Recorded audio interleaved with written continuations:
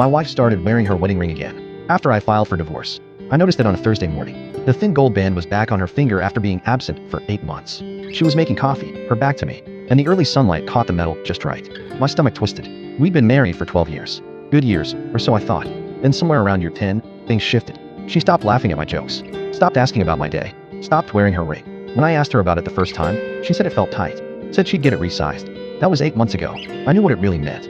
You don't forget to resize a ring for 8 months. You take it off because you want to. 3 weeks ago, I finally did it. Filed the papers, hired a lawyer, told her we needed to talk about dividing assets. She just nodded, didn't cry, didn't fight, just nodded like I'd told her we were out of milk. That's what killed me the most. The indifference. If she'd screamed, if she'd begged, if she'd thrown something, at least I'd know she still felt something. But nothing. Just that cold, empty nod. So why was the ring back now? Why are you wearing that?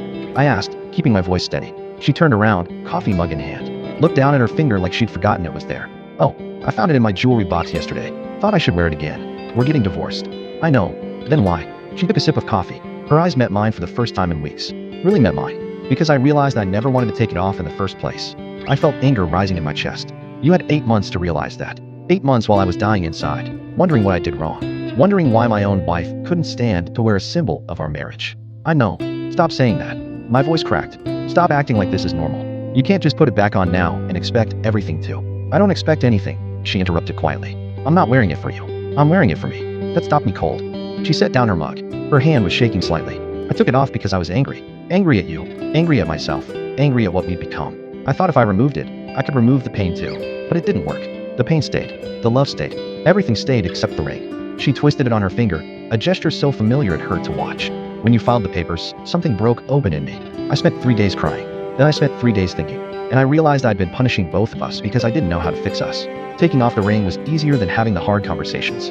So you're having them now? I asked bitterly. Little late, don't you think? Yes, she said simply. It's too late. I know that.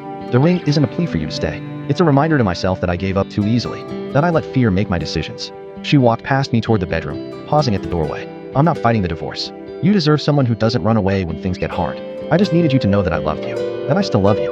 The ring stays on now, even after the papers were signed, because that part was always real. I stood in the kitchen, listening to her footsteps fade down the hallway.